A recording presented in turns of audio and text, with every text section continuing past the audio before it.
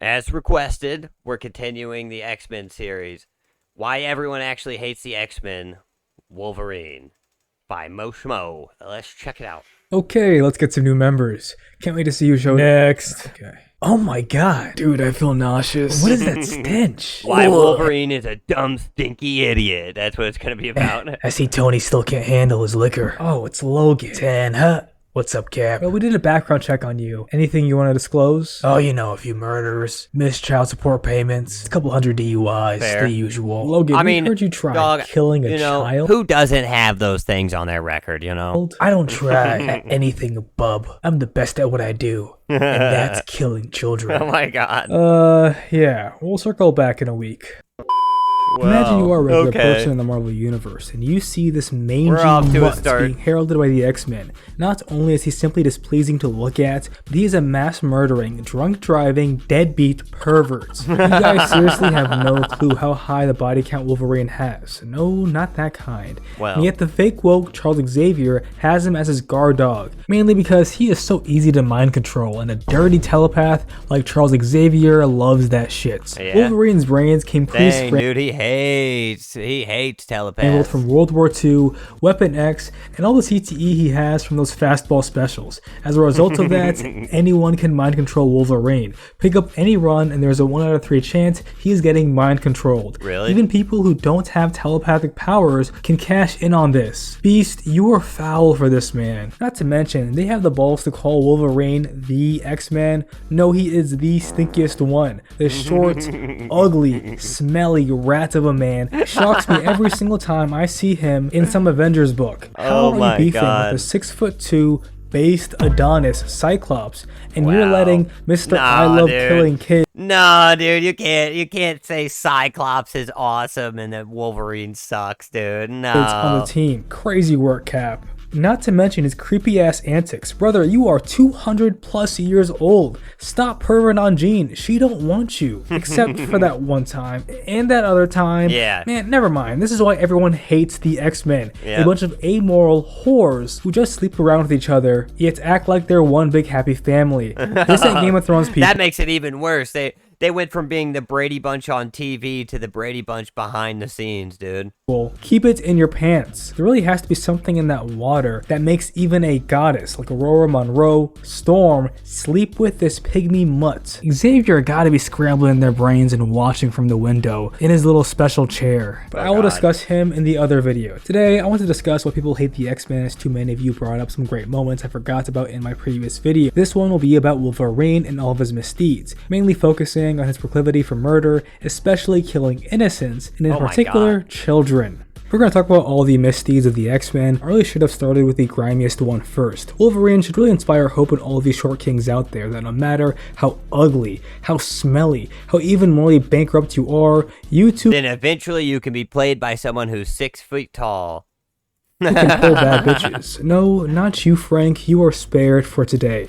No, today we're talking about the other overrated badass, James Logan Howlett. Wolverine has to be one of the only dudes to find the love of his life, his one and only in Japan, and he still pervs after every single Dog, I don't know about this. Wolverine has found his one and only like 6 times in a row, dude.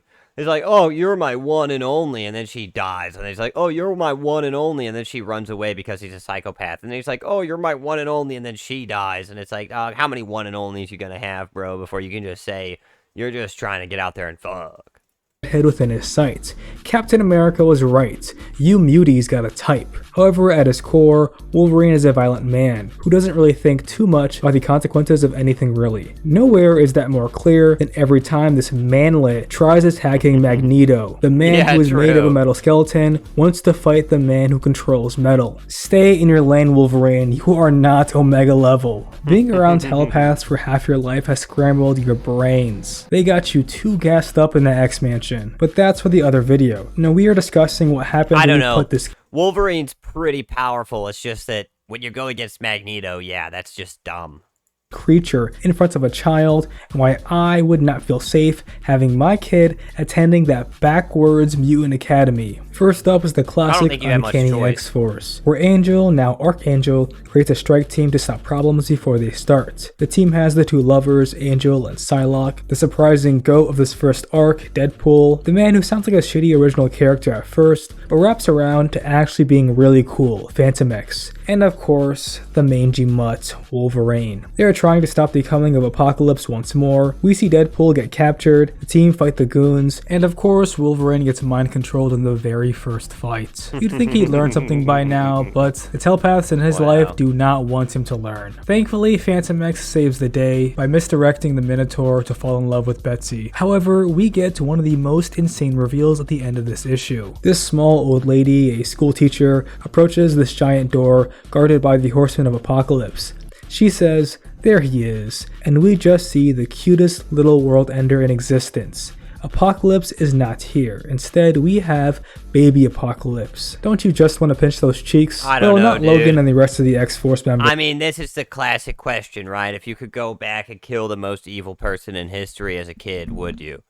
I mean, who knows? They all want to kill this child, and I really do mean child. In the next issue, we see how innocent and tragic this kid is. He's being groomed to be the second coming of Apocalypse. But you gotta ask yourself what he could be if they save him instead. After the team regroups, trains, and discusses some more before departing to strike again after finding Baby Apocalypse, they fight the Horsemen and we get to see my favorite one. Jeb Lee, the drummer. He just plays the sickest beat of all time. It also makes you sick with cancer. The team gets subdued by them because honestly the powers are so much better, and we see the advisor of Apocalypse goes to ask Baby Apocalypse how they should kill them for their grooming. But poor Baby Apocalypse, he just looks so scared and says he doesn't want to kill anyone. He's really a sweet kid for real. However, his advisor goes against his wishes and tells the Horsemen to kill them all. Right as they're about to, Psylocke clutches it up, turning off their ears so the drummer can't work against them. Wolverine gets a boost too, but the idiot fumbles the win by getting too close to the man who spreads diseases through touch, and he just pumps Logan full of every disease known to mankind. Oh my god. Thankfully, Phantom X saves his ass and misdirects this Horseman by swapping Wolverine with the Horseman of Pestilence. Deadpool saves Angel, and surprisingly, the Horseman of War saves Psylocke, as he is still in love with her, which is something I thought was a throwaway gag from the first issue, but man, Phantom X, his misdirection is powerful. Then we see Baby Apocalypse ask his teacher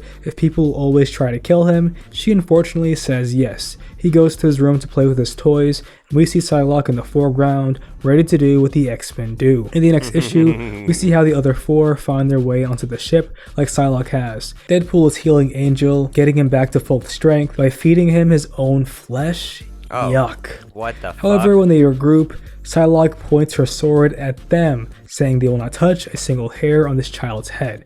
Honestly, I can't blame her. This kid is adorable, and he is not that bad. Wolverine dude, I don't know about all this, dude.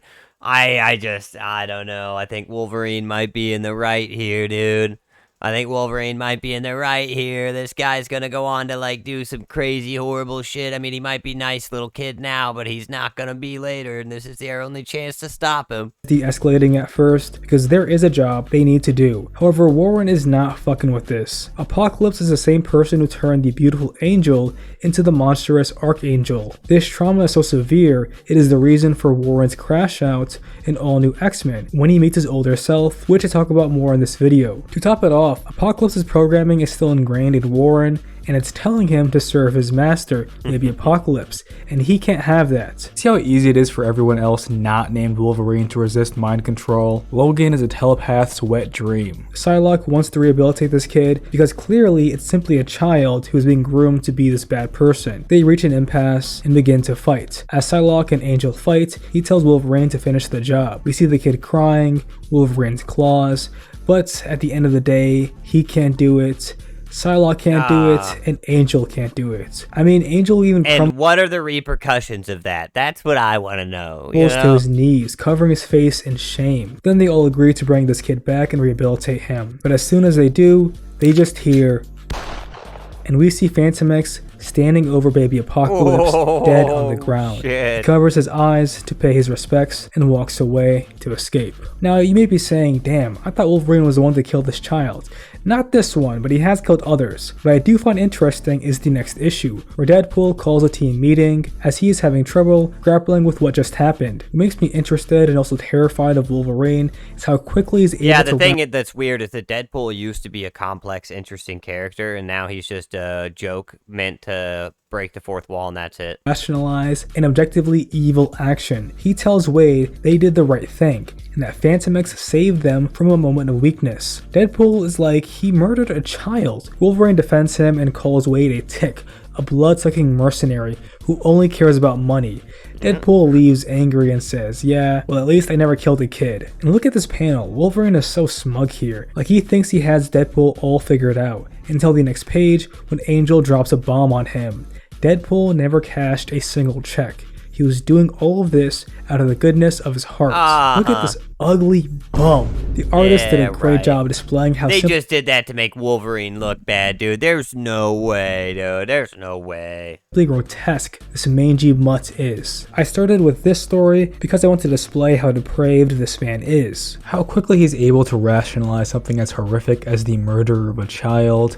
How Wolverine is able to forget or get a telepath to make him forget so he can just get back to doing what he does. This next story will show you how a lot of Marvel citizens see Wolverine, and for that reason, how they see and hate the X-Men. In Wolverine 2010, we see Logan run the gauntlet fighting this mysterious group called the Red Right Hand. We see him fight all these people who seem to hate him, all these families watching in this room. Wolverine cannot recognize where any of these people come from. However, throughout all of these interactions, we are also given some flashbacks to the origin of all of their trauma. These are all of the family members of people who Wolverine has killed. Some honestly deserved it, but trauma, dude. Get out of here, dude. I'm so sick of hearing about trauma, dude. You know, it gives me traumas hearing about your trauma, dude. Get out of here. Everybody's life was hard. Go get over yourself. It did not need to go down that way. Oftentimes, the most tragic thing is Wolverine violently and brutally slaughtering a parent in front of their child. The parent sometimes deserves it, like this man for attacking this old woman. However, he burns this father alive in front of his daughter. Then years later, slaughters her husband while they are in bed. Now I know many of you are saying, well, he was a different person back then. However, would you feel comfortable if KG Beast was suddenly on the Justice League? No matter how much reform happened, I need you people to understand Wolverine has a higher body count than any villain in Gotham. Okay, not really, but a lot of people in Marvel definitely feel kind of way about him when they look at this guy, especially in this lineup and seeing the X-Men help him out in this story. Now, even if you wipe away all of these murders with mind control, all of his hit squad regrets, sometimes he just kills people because he's an unstable monster. We see this boy in the room with the conspirators, and he reminisces on his mother, a good woman who worked for S.H.I.E.L.D. trying to heal Logan. And of course, what does Wolverine, the disgusting rodent mutt of a monster, do but stab this poor lady in the chest, killing her instantly, making this child an orphan. I understand the book gives him some leeway. Yeah, dude. If anything, he's making me like him more, not less, dude. This guy's just making me like Wolverine more, dude. With more mind control BS. That's right, Logan. You can't just keep killing people and blaming mind control. At his core, this is a violent man. But you just said earlier that he's a big old dummy who can be mind controlled by anybody, so which is it? And in his own words, he is the best at what he does. In the same way that Wolverine killed this child in that cave for being a highly destructive mutant who just kills everyone around him. Dog, I'm sorry, but you cannot let that fucking thing live, dude. That's a monster. That literally, if you're just in the vicinity of him, in a town-sized area, he'll just kill you. You'll just die for being around him. I'm sorry, dude, but the Wolverine was totally right for that. Someone needs to put him out of his misery. He is another highly destructive mutant who simply kills everything and everyone around him. Why would Except he couldn't even bring himself to kill Baby Apocalypse, even though he thought it was the right thing to do. So I don't agree. I trust the X-Men when they have him on their team. Not only is his pungent odor enough to knock me out, but all it takes is one whisper from a telepath and he is gutting every single civilian in the area. However, that isn't even the worst part of the story. You see, this old man trains a squad of these kids to take out Wolverine, and it's not until the Red Right Hand does a mass suicide and leaves a message playing for Wolverine does he realize that the hit squad that was after him, which are called Are we the talking about how he Mongrels, smells? they were Yeah. not people wronged by him, they were instead his children. Wolverine is such a deadbeat, he didn't even realize they existed, and because of that he spends the entire story arc killing his own kids. Honestly, it should have been obvious from the name, I mean the Mongrels, a bit on the nose. The most tragic part of this comic is you see how the cruel leader is able to reunite with his father in hell, but this poor boy, twisted up by his hatred of Wolverine's mistake, a mistake that sits upon a mountain of more just like it, leaving behind boys like him, waiting to reunite with their loved ones, but they cannot because his mom is in heaven and Logan led this boy to hell. Man, that was a doozy. But I want to do more What? videos discussing these stories from the perspective Oh of my Marvel God, that's citizens. just You guys wild. let me know if you want me to keep making these why everyone actually hates the X-Men videos. Let me know what you think of this one. I mean, I will say, I think in universe it makes sense, right? I think in universe, if I was like Captain America, I would be like, this psychopath has to go. You know, if I was Iron Man, I would be like, this psycho has to go. But as a viewer, dude, I love Wolverine. It just makes sense, dude. That made me like Wolverine more. Same. I'm in the same boat. And the stench, what stench? Yeah, it's a manly smell. That's what it is. It's called musk. Get used to it.